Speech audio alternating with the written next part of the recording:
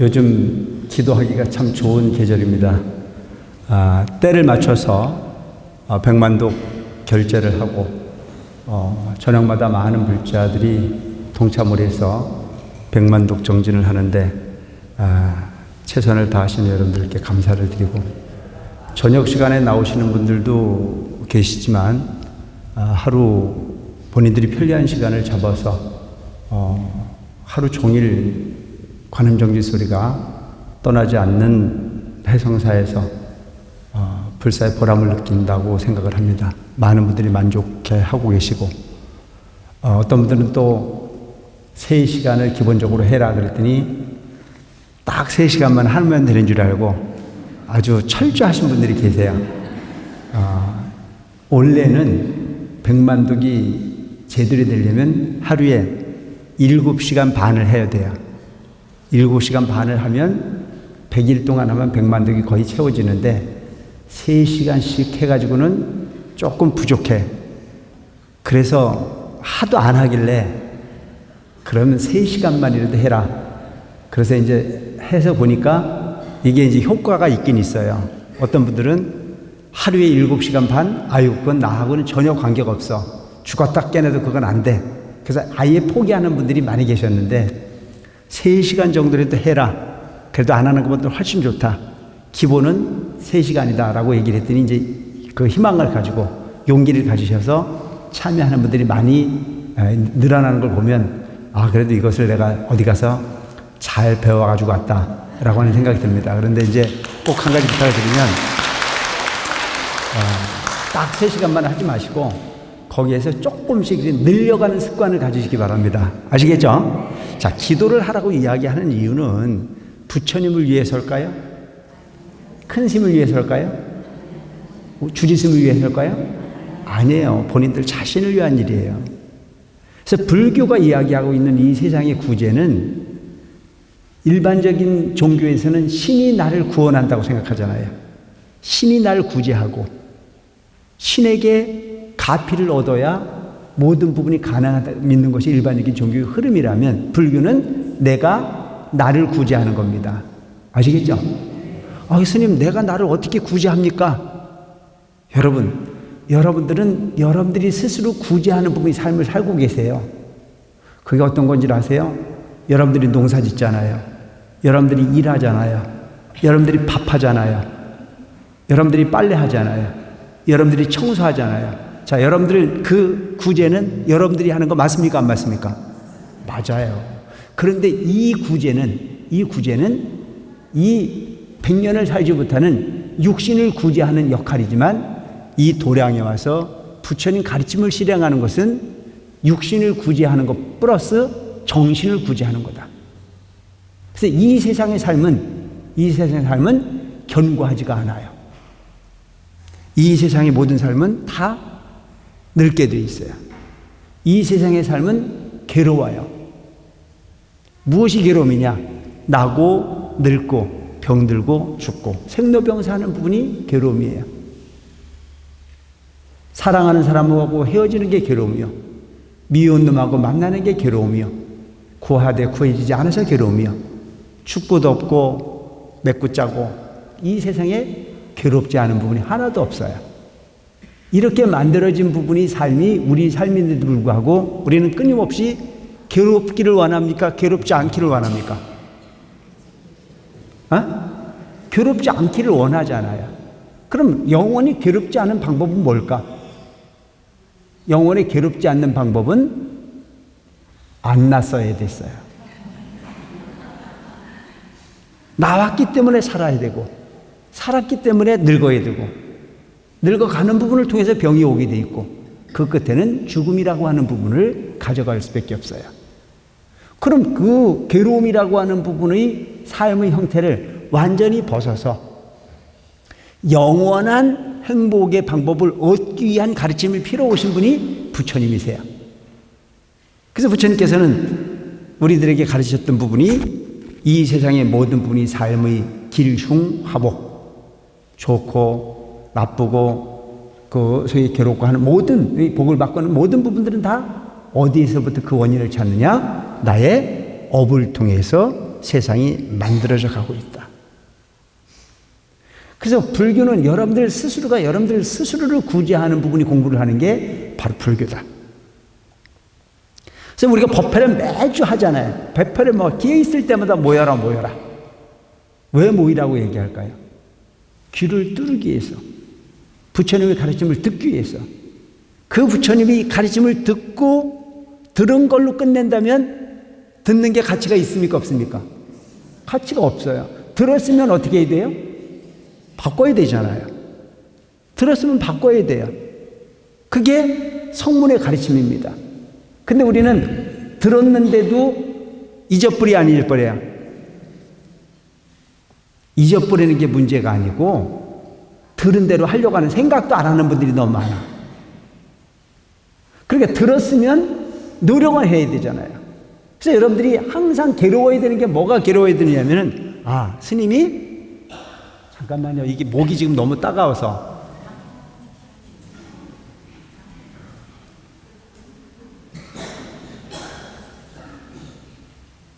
좀 별나죠, 제가. 그냥 맡으면 되는데 목이 따가워서 말이 잘 안 나와.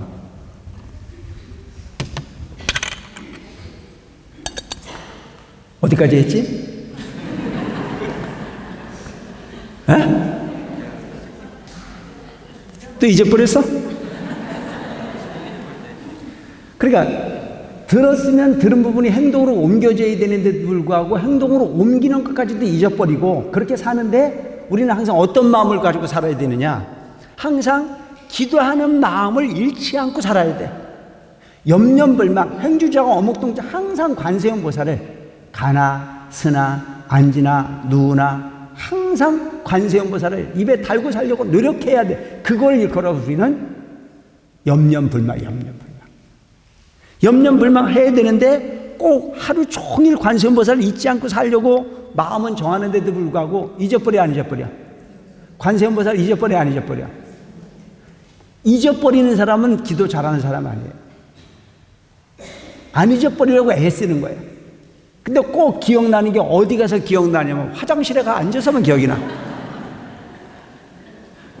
그럼 여러분들의 우리 삶은 밭이야. 그 밭에 씨앗을 넣어야 되는 거예요. 그 밭에 어떤 씨앗을 넣느냐가 업이 되거든요. 여러분들이 삶은 밭이에요. 그 밭에 씨앗을 넣어야 되는데 그 씨앗을 어떤 씨앗을 넣을 거냐가 제일 중요해요. 우리는 인간이 씨앗을 끊임없이 넣고 있어요. 회사에 가서 일하는 곳으로서 씨앗을 넣고 집에서 설거지하는 곳으로서 씨앗을 넣고 남편을 위해서 옷을 다리면서 씨앗을 넣고 이게 전부 다 그냥 거저 날아가는 게 아니고 거기에 대한 과보가 옵니까 안 옵니까? 예를 들어서 남편 퇴근 시간 됐는데 누구를 위해서 밥을 줘요? 남편을 위해서 밥을 짓잖아요. 그 밥을 해서 남편에게 밥을 먹이면 그 남편은 그 밥을 얻어먹은 신세를 지었어요. 그 신세를 지었으니까 돈 벌어다가 또 갚아요 안 갚아요? 갚잖아요. 자, 이게 뭡니까? 따라서 인과. 근데 나는 분명히 밥을 해서 빨래를 하고 옷을 다려주고 청소를 하고 다 했는데 이게 돈을 안 갖고 오면 뭐라 그래요? 돈 갖고 오라고 이야기를 해야 안 해요? 하잖아요. 내가 너를 위해서 인과를 지었는데 네가 나한테 과보를 갖지 않는다. 여러분, 이 세상의 모든 부분이 이렇게 인과로 형성되게 돼 있어요. 그것은 인과의 농사를 짓는 거예요. 근데 우리는 지금 부처님에게 관세음보살을 부르는 이 농사는 어떤 농사냐? 진리의 농사를 짓는 거예요. 진리의 농사. 그래서 이 인과의 농사는 한 생이 끝나고 나면 그냥 없어져 버리지만, 물론 다음 생으로 연결되는 부분이 있긴 하나, 이걸 3세로 연결되긴 하나, 우리는 이 3세의 업의 수레바퀴에서 돌아가는 부분이 인과에서 벗어나서 진리의 농사를 짓고 그 진리의 밭에 가고자 하는 마음으로 관세음보살을 부르고 기도를 하는 거예요. 그 농사를 짓는 부분은 어떻게 해야 돼? 씨앗을 순간순간 넣어야 되죠. 근데 그렇게 엉성하게 화장실 가서만 생각을 하고 관세음보살 몇 마디 부르고 그리고 내가 좋게 되기를 바라면 돼, 안 돼? 물론 화장실 가서도 입 닦는 사람이 있어. 아예 생각을 안 하는 사람도 있어. 거기 가서라도 생각이라도 하면 아예 입 닫고 아예 생각 안 하는 사람보다는 나을까 안 나을까? 낫지. 그것마저도 훌륭해. 그런데 그거 가지고 가기에는 너무 농사가 약해. 그래서 우리는 가난한 농사를 짓지 말고 큰 농사를 지을 수 있는 여러분들이 되시기 바랍니다. 아시겠죠? 그렇게 본다면 우리 백만덕 불사 같은 부분이 대단히 필요한 부분이 영역이다. 옛날에 이대중 정스님께서 계실 때에 여쭈어봤어요. 큰 스님, 어떻게 하는 게 기도를 잘하는 겁니까?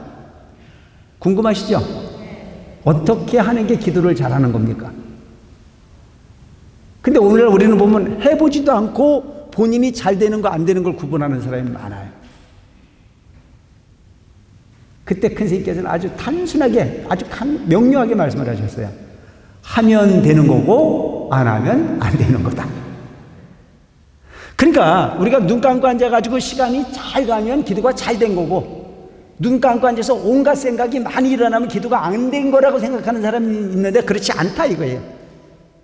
생각이 많이 일어나는 부분은 잡초가 많기 때문에 할 일이 많은 거고, 생각이 많이 일어나지 않는 순간은 잡초가 없기 때문에 이미 좀 수그러울 일 뿐이지, 그 밭도 내 밭이고 저 밭도 내 밭입니다. 아시겠죠?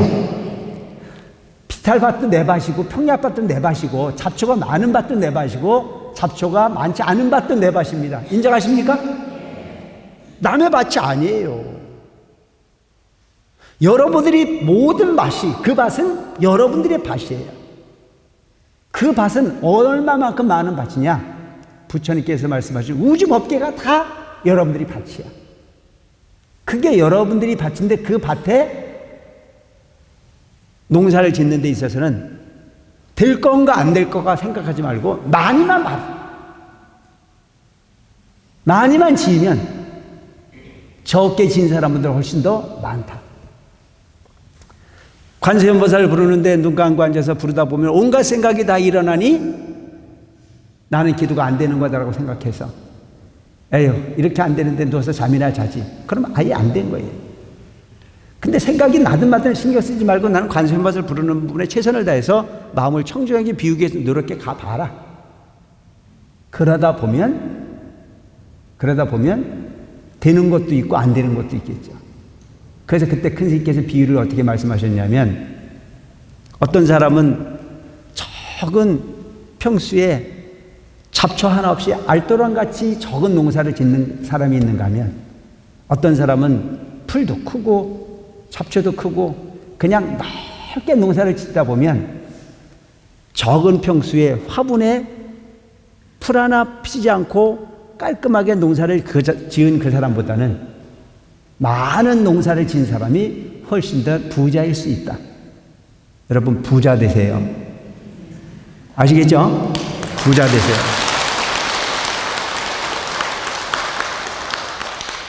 그러시면서 하시는 말씀이 뭐 신경 쓰냐? 농사 지어서 풍구로 붙이면 껍데기는 날아가고 알맹이는 떨어져서 그 사람을 윤택하게 한다. 이제 기도하는 방법이 뭔지 아시겠습니까? 하시면 되는 거예요. 되고 안 되는 법은 없어요. 하면 되는 거고 안 하면 안 되는 겁니다. 그래서 불교는 내가 지은 업이 있다면 그 업을 비켜갈 수 없는 부분이기 때문에, 내가 지은 번뇌가 있다면 그 번뇌는 스스로가 그 번뇌로부터 자유로울 수 있도록 스스로를 만들어 가야 되는 부분이 여정이 있기 때문에 기도합니다. 그래서 여기서 보면 대주자님께서 하신 말씀 중에 이런 말씀이 나오세요. 우리나라에도 근래 여러 종파, 여러 단체, 여러 사찰이 많이 발생하고 있으나, 많이 생겨나고 있으나 불교가 타 종교에 비해서 대중화나 단결성이 결하고 있는 것은 개인이나 산사 중심의 신앙적 국악에서 벗어나지 못했기 때문입니다. 절이라고 하는 부분 과거에 우리는 산중화만 있는 줄 알았어요. 근데 일반적인 종교들은 다 어디 있었어요? 교회도 성당도 다 시내 중간에 있는 데도 불구하고 절은 어디 있었어요? 산간 오지에 있었어요. 그러니까 교회를 가거나 성당에 가시는 분들은 수시로 편리한 공간에 드나들면서 종교 활동을 할 수 있는데 우리 불자들은 반드시 저 비탈길을 쌓이지고 쳐사서 고통스럽게 가지 않으면 안 되는 공간에 머물러 있던 것이 바로 불교였다. 그래서 이와 같은 국악의 형태에서 벗어나야 된다. 국악이라는 자체, 옛껍질을 벗어라. 그리고 시대가 변하는 것만큼 그 변하는 환경 속에서 일체의 모든 중생이 부처님에게 참배하는 부분이 불교로 끝날 것이 아니고 스스로 관세음보살을 부르고 스스로 번뇌를 이어서 불성의 농사를 마음 짓는 농사를 지어라. 그래서 우리 해성사는 해성사 사거리에 있지 않아요?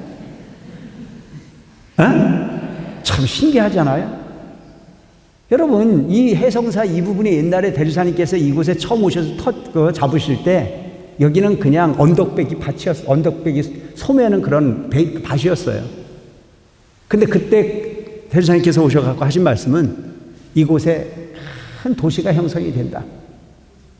시내 중간에 사거리를 물고 있는 이런 절이 된다는 말씀을 하셨어요. 대한민국 절 중에서 무슨 교회 사거리는 있는데 절 사거리는 여기가 처음이야.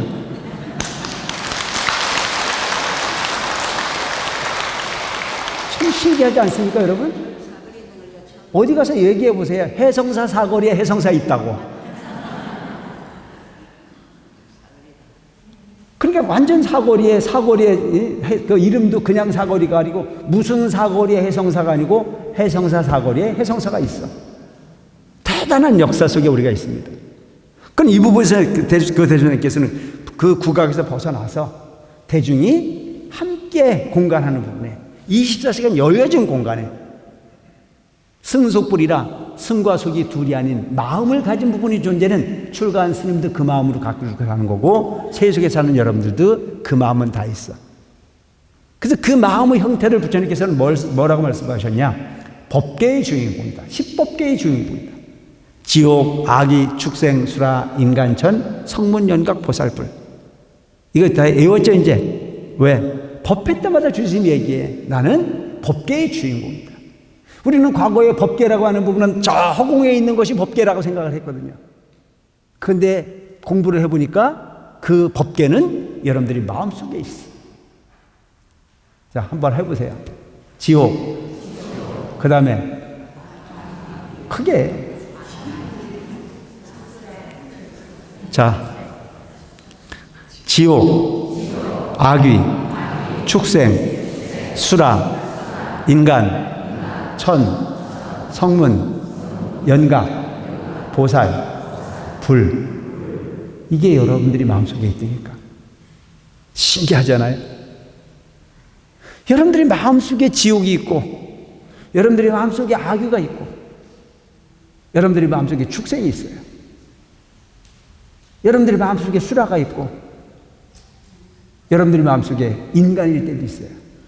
근데 가끔 보면 여러분들이 서로 다툼의 현상이 일어날 때 뭐라고 싸워요? 상대방한테 험한 소리 할 때 뭐라고 그래요? 뭐 같은 놈이래. 그래서 나는 뭐이고 싶은가요, 여러분? 여러분 스스로는 뭐이고 싶어요? 왜 대답을 안 해요? 사람이고 싶어. 사람이고 싶은 건 당연한 일이에요. 근데 사람이 사람 짓을 안 하는 사람들이 있어요, 없어요? 그래서 그놈을 뭐라 그래? 그러니까 중요한 것은 형태가 중요한 게 아니고 그 사람이 무슨 짓을 하느냐가 더 중요하다라고 하는 걸 우리는 분명히 알고 있습니까? 모르고 있습니까? 알고 있어요. 그래서 여러분, 어떤 형태를 이루느냐가 중요한 게 아니고 어떤 짓을 하느냐를 가장 중요하게 여기는 여러분들이 되시기 바랍니다. 아시겠죠? 우리는 이 자리에 왜 앉아 있습니까? 부처이고 싶어서 앉아 있어요. 우리 이 자리에서 그 부처되고 싶어서 연각의 행을, 성문의 행을, 보살의 행을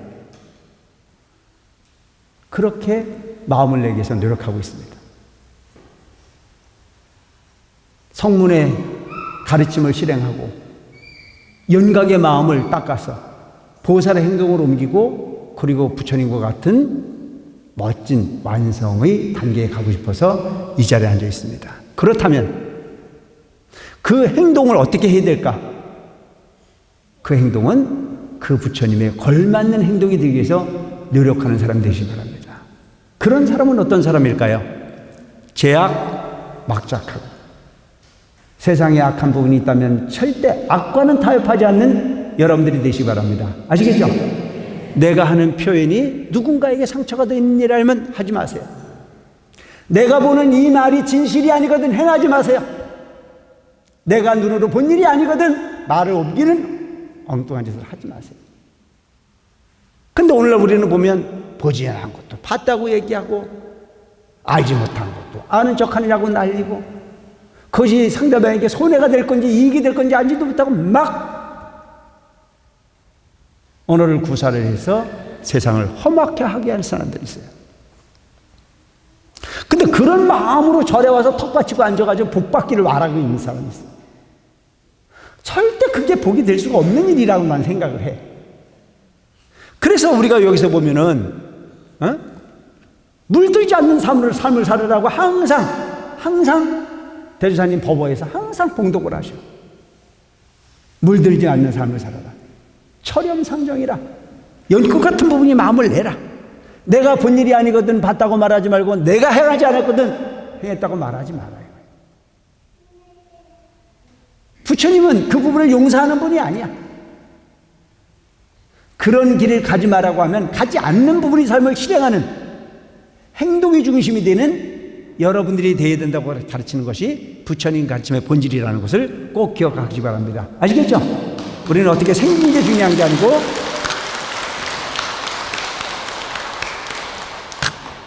어떤 행동을 할 거냐가 중요한 존재가 되어야 된다. 그래서 행동이 주인공이야. 아까도 여러분 설거지 잘하고 밥 잘하면 남편한테 사랑받아요. 근데 꼭 보면은 기도도 잘 안 하는 사람들이 기도 핑계대고 밥을 안 하는 사람들이 있어. 참 신기하지?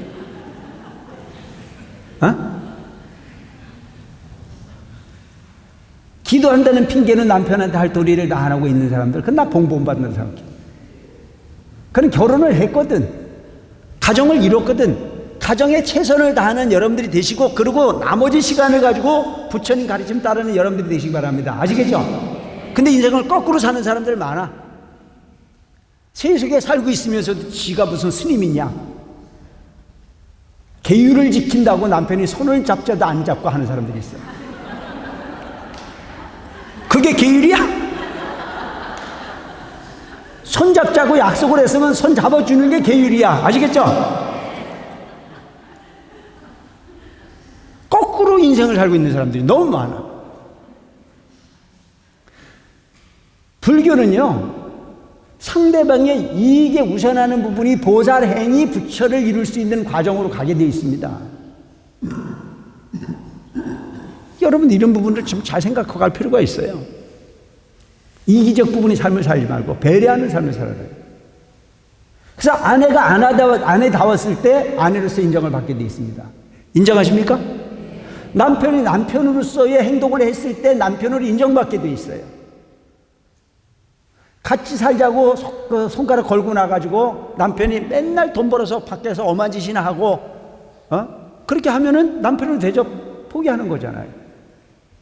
남편의 대접을 받으려거든 남편의 행동을 해야 되는 거예요. 아내의 대접을 받으려거든 아내의 역할을 해야 되는 부분이에요. 그 역할을 통한 부분은 인과의 법칙에 순응하는 부분일 수 있다. 절에 오셔서 부처님의 가르침을 실행하는 불자가 되려면 어떻게 해야 된다? 부처님 제자답게 행동해라. 그 부처님 제자답게 행동을 하려면 우리는 업으로부터 자유로워야 돼요. 그 업으로부터 자유로우려면 뭐를 생각해야 되느냐? 항상 계율을 생각해야 된다. 그 계율의 첫째가 뭐냐? 살생을 하지 마라. 산 목숨을 죽이지 마라. 어떤 사람은 살생을 하지 마라 그러니까 또 농사를 지면서 벌레도 안 잡아. 그건 계율이 아니에요. 농사를 지을 때는 벌레를 잡아야 농사가 되는 거지. 벌레도 생명이기 때문에 생명을 못 해야 하지 않겠다? 그래가지고 농사가 안 되잖아요.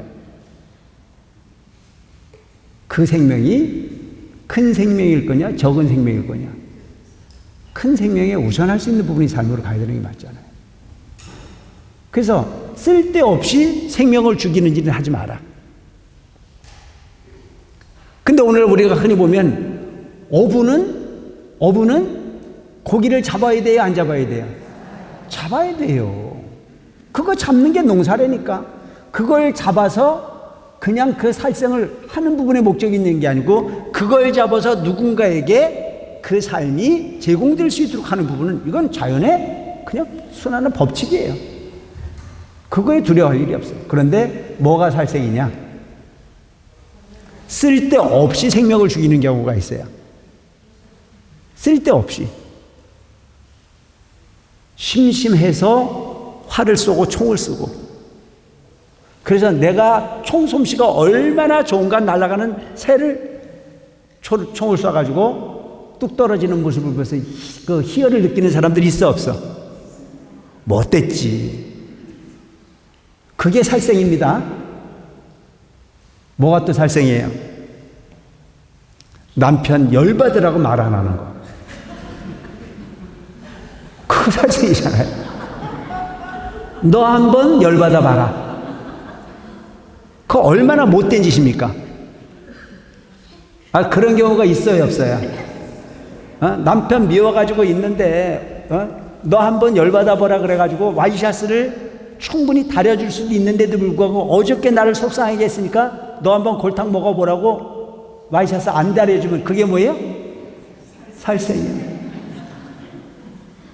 참 묘하죠. 그래서 여러분 항상 세상의 모든 부분을 다 수용할 수 있도록 하고 배려하는 마음을 우선으로 사는 것 자체가 보살행이 될 수 있다는 점을 기억하시기 바랍니다. 아시겠죠? 내가 하는 말 한마디가 상대방에게 기분 좋게 해주는 부분이 공덕이에요. 근데 우리는 꼭 보면 상대방 열받으라고 한마디씩 하거든요. 속 터지는 얘기만 골라서 하는 사람들이 많아요. 그렇게 살아놓고 눈 감고 관세음보살 부르면 복이 될까 안 될까? 관세음보살 너무 그렇게 우습게 보면 안 돼. 그 관세음보살은 여러분들의 속을 꿰뚫어 보고 있는 능력을 가지셨어. 그러니까 여러분 꼭 악한 사람 되지 마시고 착한 사람 되시기 바랍니다. 아시겠죠? 이게 불교예요. 그래서 중선 봉행하라. 착함은 반드시 잊어버리지 마라. 그래서 어떤 경우가 됐든지 간에 상대방의 불편함이나 상대방의 감정을 건드리는 일만큼은 난 결코 하지 않겠다. 이렇게 원을 세우세요. 그리고 내가 생각해봐서 착한 일이거든 앞을 다퉈서 행하는 여러분들이 되시기 바랍니다. 그 착한 일이 뭐예요? 밥 먹고 나서 설거지라도 하려고 하는 마음이 착한 마음이에요. 아내가 해준 밥 먹고 앉아가지고 잿더리 갖고 와라, 요지 갖고 와라 하고 앉았으면 그거 요즘 사람 대접 못 받아. 내가 밥을 먹었으니 설거지는 내가 할게 라고 가서 계수대에 뭔가를 담그면 또 아내는 뭐라고 그래요? 하루 종일 일하고 오신 사람에게 내가 일을 맡길 수 없으면 내가 할게요. 얼마나 아름다워. 이왕 인생을 사는 걸 좀 아름답게 사시기 바랍니다. 아시겠죠? 어떤 사람이 나보고 그래요. 스님은 만약에 밖에 살았으면 그렇게 살래요? 라고 묻는 사람이 있어. 그래서 내가 하는 얘기가 그렇게 하기 싫어서 중됐다.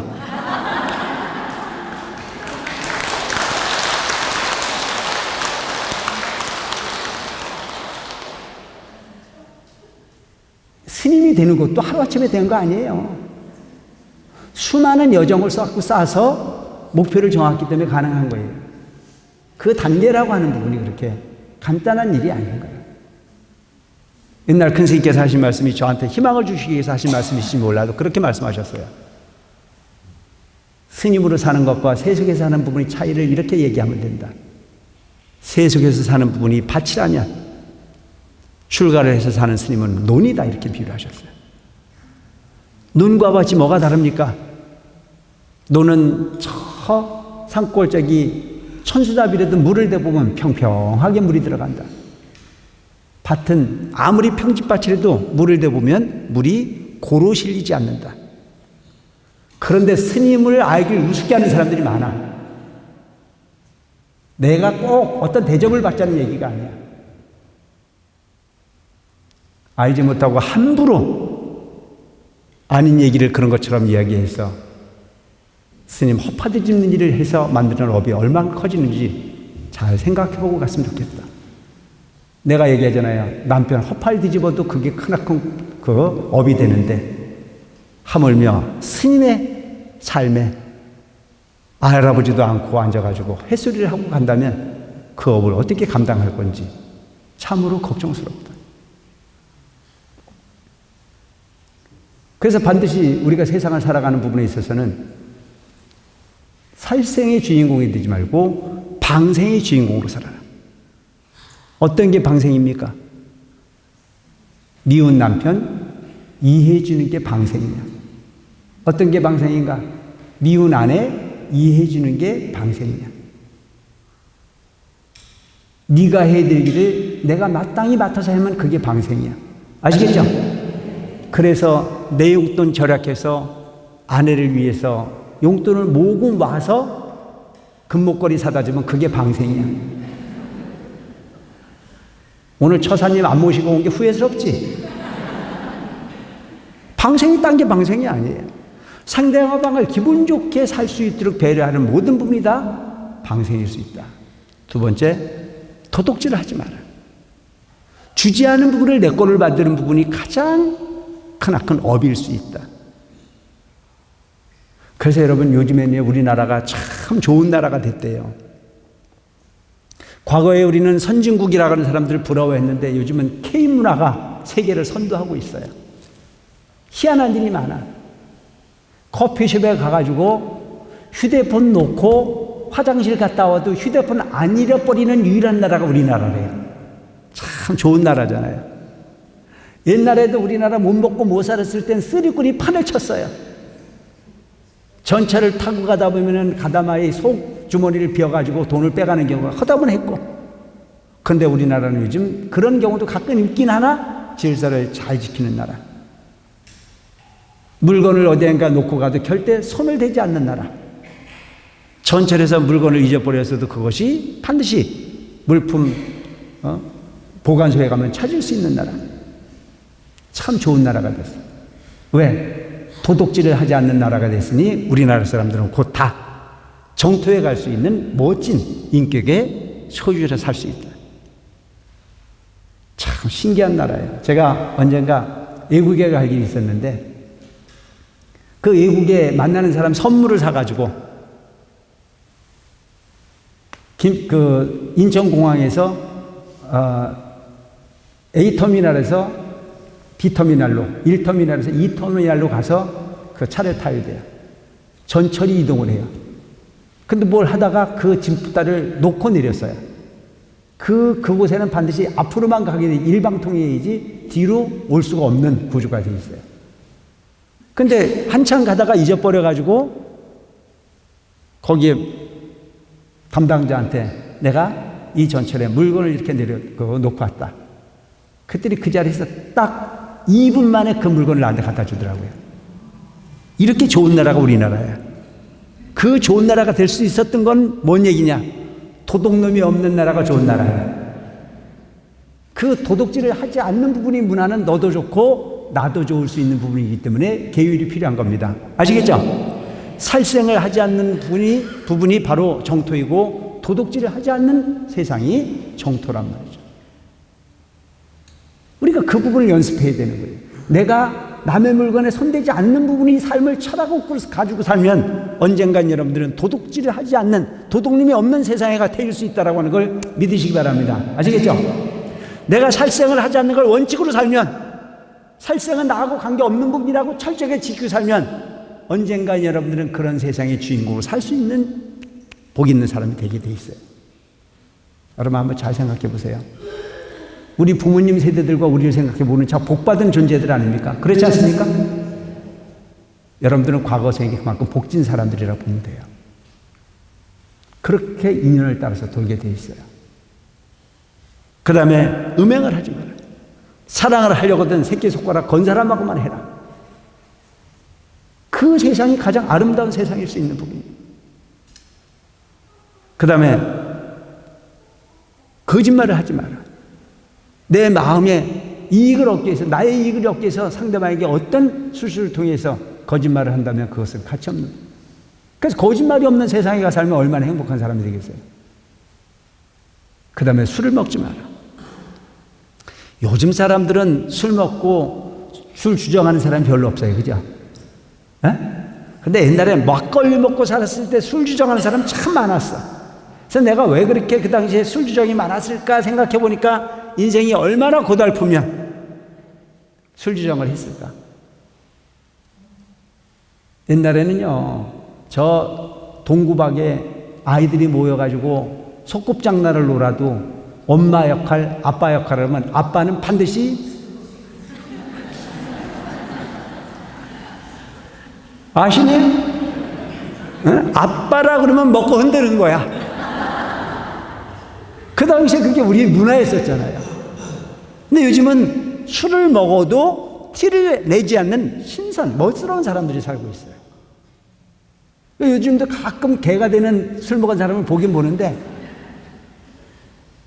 그래서 그 술 먹은 개들이 왜 술을 먹고 그렇게 개처럼 생활을 하나 봤더니 집에서 마누라한테 큰 소리 못 치고 회사에 가서 직장 동료에게 큰 소리 못 치고 맨날 억눌려 살았던 사람들이 술 한 잔 먹으면 간이 부어가지고 살해하면 안 되고 개가 되더라고요.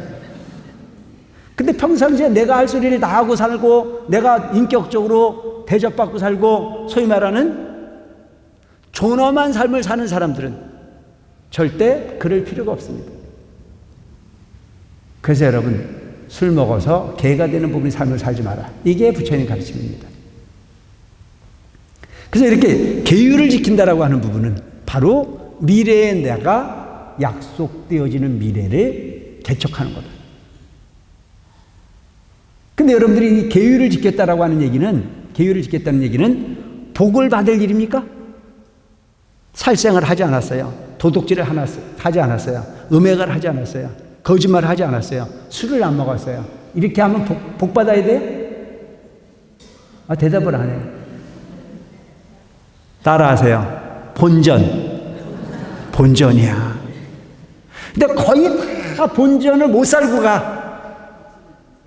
살생을 밥 먹듯 하게 하고 남의 것을 내 것처럼 생각하고 싶은 사람 많고 눈만 번뜩하면 내 거를 훔쳐가가지고 우기는 사람들이 있고 옛날에는 돈도 잘 빌려줬는데 요즘은 돈 빌려주면 돈도 뛰고 사람도 잃는다 그러잖아.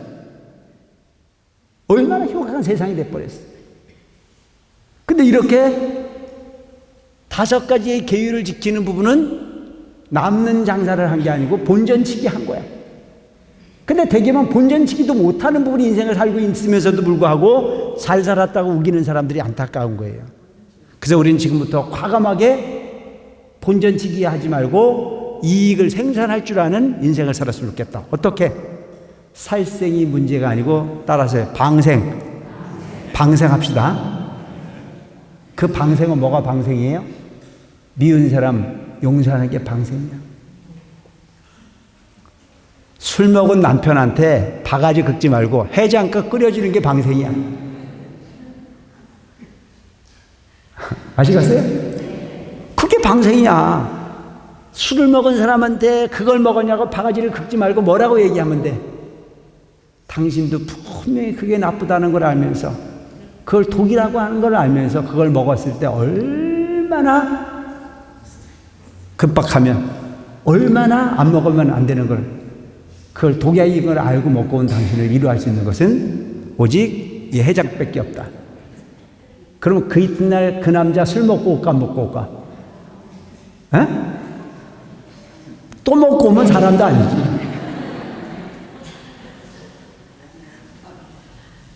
그런 삶을 만들어 보기 위해서 했으면 그게 난 방생이라고 생각해.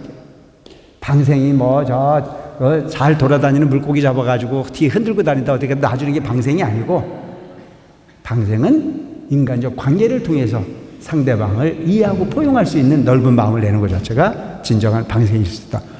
술 먹고 온 남편이 이튿날 남편이 좋아하는 해장국 끓여주는 게 방생이다. 왜 기억하세요?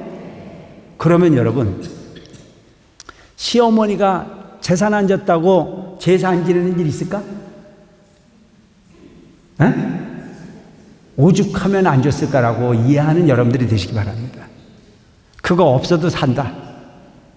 그거 없어도 산다. 근데 대개 보면 내 남편 키워서 가르쳐서 먹고 살만한데 죽을 때 몇 푼 남아있는 그거 나한테 상속 안 줬다고 이거 알고 제사 안 가는 사람 많이 봤어. 참 용렬한 사람들 많아. 주면 고맙고 안 줘도 괜찮다는 마음으로 사시기 바랍니다. 아시겠죠? 자, 그런 마음으로 살면 누가 편해요? 누가 편해? 내가 편해. 그냥 내 부모가 나를 어떻게 해줬기 때문에라고 하는 부분이 생각을 하지 말고 그냥 나를 이 세상 바깥에 있게 해준 것만으로도 감사하게 생각하고 재산 하나도 안 줬어도 내가 해성사 와서 이 법문 들을 수 있어서 감사하다라고 하는 마음을 가지고 사시기 바랍니다. 아시겠죠? 그러면 행복해져요. 그렇게 사는 게 행복이에요. 그 다음에 우리가 방생을 하는 것도 중요하지만 누군가가 곤란한 삶이 있을 때 그 곤란한 사람을 눈 감고 가는 것이 아닌 그 마음을 일으키는 것 자체가 보살도일 수 있어요. 사람을 보면 얼마나 배고플까 같이 배고픔을 느끼고 그에게 뭔가 도움을 주려고 애쓰는 마음. 누군가가 어떤 큰 힘든 물건을 가지고 가는데 그 물건을 너무 힘들게 들고 가길래 조금이라도 안 된 마음으로 손을 내밀어 들어주려고 하는 마음. 그런 마음들이 다 공덕이 될 수 있는 부분이에요. 그래서 이와 같은 부분이 그 적극적인 부분의 행위가 오히려 여러분들을 편안하게 하고 여러분들의 미래를 희망적으로 나를 이끌 수 있고 또한 여러분들이 보살도를 실행하는 부분의 방법일 수 있다. 그래서 본전치기 농사를 짓고 얻었다는 쪽에 생각을 하지 말고 누군가에 반드시 도움이 될 수 있는 부분을 살아라. 진실이라고 하는 부분도 중요한 부분은 없어요. 그리고 여러분 말과 행동은 상대방을 위해서 있는 게 아니에요. 여러분들이 자신이 마음속에 저축되어져 가고 있다는 사실을 꼭 기억하시기 바랍니다. 그래서 남은 속일 수 있어도 자기 자신은 속일 수가 없어요. 인정하십니까? 자기 자신을 속일 수가 없어요. 근데 오늘날 우리는 보면 지 마음은 하나 생각을 안 해요. 그리고 남의 눈에만 들려고 애쓰고 남의 어떤 행동만 주시하는 그런 부분의 인생을 거꾸로 사는 사람이 많이 있는데 여러분들 스스로를 잘 관리하시기 바랍니다. 눈 감고 앉아서 가만히 생각해 보면 등허리에 땀 나는 일은 절대 하지 마시고 이렇게 생각해 봐도 내가 참 잘 살았고 저렇게 생각해 봐도 난 참 잘 살았다라고 하는 그런 기억을 담기 위해서 노력하는 여러분들 되시기 바랍니다. 그래서 이왕이면 내가 내 이름에 걸맞는 내가 나다운 부분의 삶을 살기 위해서 최선을 다하는 여러분들이 됐으면 좋겠다. 대주사님께서 말씀하신 내용을 하나 더 설명하면 여러 신앙을 경험하거나 다른 사찰에서 오래 신앙을 해오던 사람들이 본종 구인사에 들어오면 밝고 원만해져 간다는 말이 있는데 이것은 자력으로 기도를 하고 보리를 구하는 마음을 일으키게 하여 사람들의 가슴에 불심의 씨앗을 심어 그 싹을 틔우고 줄기가 생장하도록 하여 꽃을 피우기 때문이니라. 지금까지 우리는 모든 사람들이 수행을 하거나 기도를 하는 것 자체는 타력에 의지했어요. 근데 여러분들이 관세음보살을 부르는 것은 타력이 아닌 자력이에요. 스스로가 스스로의 마음을 변화시키기 위한. 그런데 좀 전에 얘기했던 계율이라고 하는 부분도 여러분들이 스스로의 마음을 청정하게 비워가는 부분이 방법을 이야기한 거고 여러분들이 지금 하는 이 기도라고 하는 부분도 결론은 뭐를 위한 기도냐? 여러분들이 스스로의 가지고 있는 능력을 발굴해내는 거예요. 그 발굴해내는 그 본래의 씨앗이 뭐냐면 불성입니다. 불성. 그 부처의 성품은 허공에 있지 않아요. 여러분들이 마음속에 있을 뿐입니다. 그 불성의 씨앗을 촉을 틔우고 그 불성의 씨앗에 줄기를 키우고 꽃을 피워서 열매를 맺게 하는 것이 상월들사의 가르침이라는 점을 기억하시고 기도를 한 사람이나 안 한 사람이나 시간은 가야 안 가야? 늙어야 안 늙어야? 똑같이 늙게 되어 있어요. 근데 이왕이면 기도하다가 죽은 사람은 못 봤어요. 기도해갖고 망했다는 사람들 못 봤어요. 기도해서 잘 됐다는 사람은 여러 봤는데 기도 안 해서 망했다는 사람 내가 들어봤는데 기도해서 망했다는 사람을 못 봤고 기도해서 잘못됐다는 사람을 들어본 적이 없습니다. 조금 힘들지만 여러분들이 스스로의 수행을 통해서 불생을 일깨워갈 수 있는 여러분들이 되기 위해서 성실한 삶을 살아주시는 여러분들이 됐으면 좋겠습니다. 아시겠습니까? 백만독이라고 하는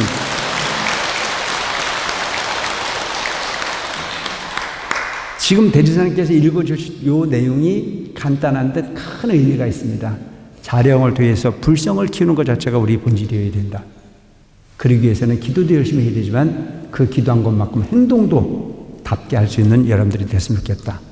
항상 살돈망주의 계율을 생각하고 내가 말한 부분이 상대방에게 어떤 영향을 줄 건지를 잘 생각해서 여러분들 스스로를 잘 관리하고 여러분들 스스로를 잘 정토를 이끌 수 있는 멋진 농사를 지어서 국영에는 성불할 수 있는 여러분들이 되시길 바라면서 오늘 두서없는 본문을 뵙겠습니다. 감사합니다.